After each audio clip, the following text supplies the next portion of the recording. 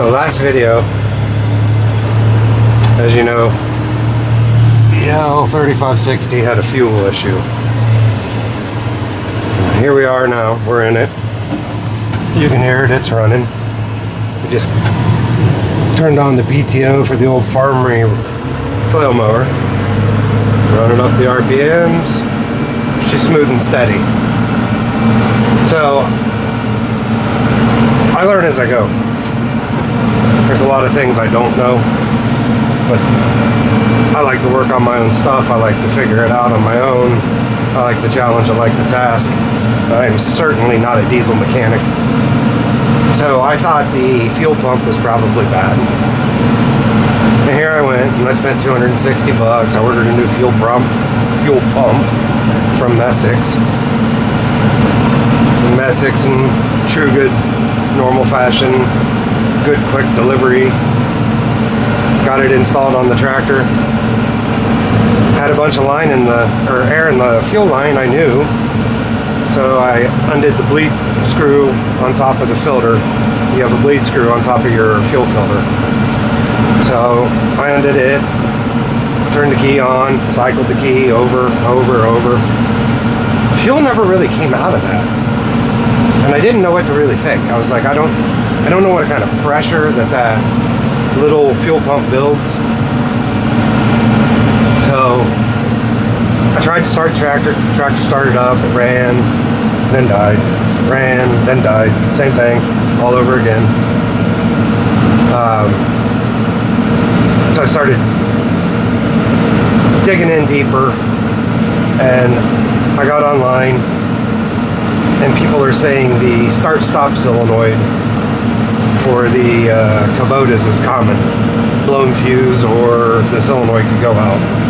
I had a hard time believing that my case that was what was wrong, just because it would start and then die. So it was like it was getting fuel and then it would starve out.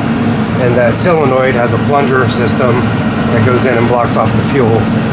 So if the solenoid was bad, like the way it works is it gives it a charge, and when you give it the charge from turning the key on, it retracts it, which opens the fuel valve.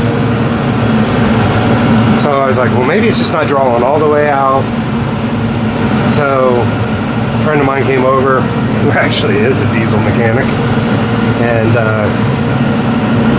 he put his hand in there on the solenoid. He's like, go ahead and turn the key, and he's like, well, it's clicking. So he mentioned to me, he's like, you know, there's a pickup tube in the tank, and if it's like other Kubota engines that he's worked on for like mini excavators, things like that, skid steers, he's like, there's a plastic strainer on that. If you have a dirty tank, then that strainer gets clogged. So he left, he went home.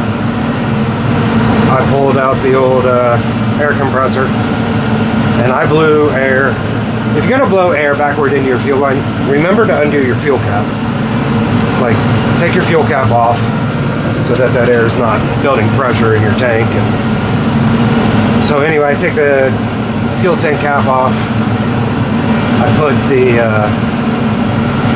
air shot through the line, and I hear the tank bubble. And I thought, well, that's good. So it's open.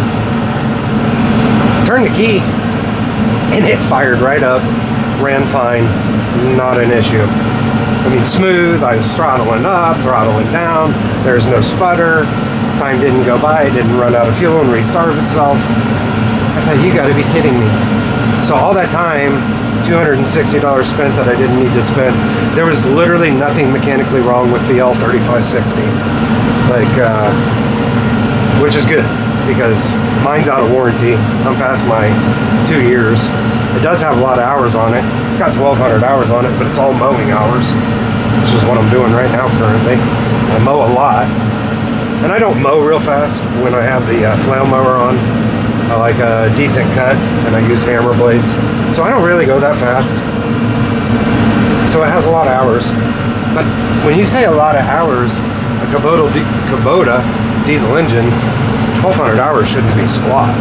Like, you shouldn't I think as long as you're using your tractor correctly and you're not running it low RPM all the time, that it's got a regen nonstop and you're not building an issue that way.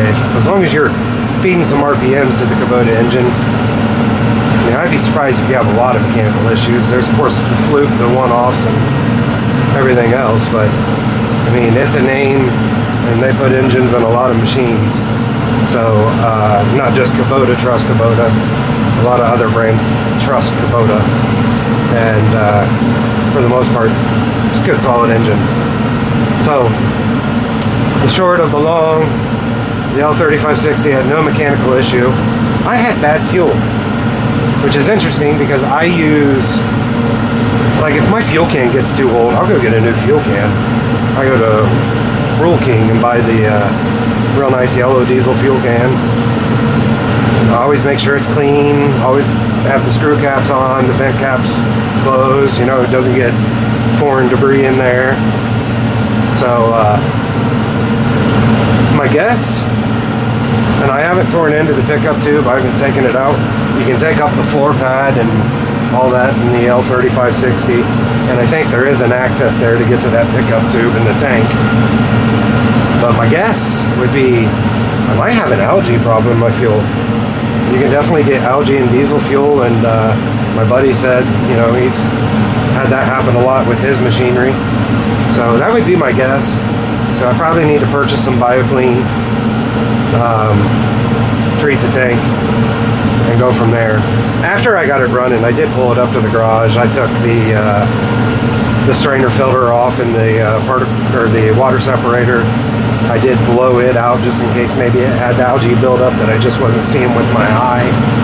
I blew it out real good, and I did put more air back through the tank.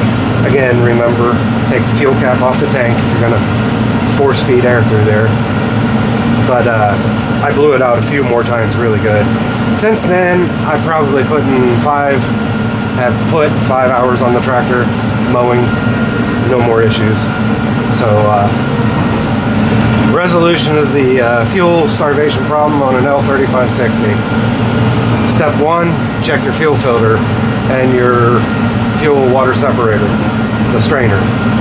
Step 2, make sure your lines aren't blocked. Step 3, don't blindly buy a new fuel pump. Test it. There is a way to test it. I never did.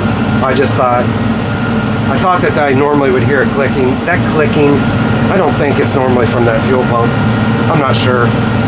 But step 2, make sure your lines are clear. Step 3, actually, well, yeah, let's go with that order. Step 1, fuel filter, particle separator, strainer. Step 2, make sure your lines aren't clogged and your tank's clean. Step 3, then maybe get into the start-stop solenoid.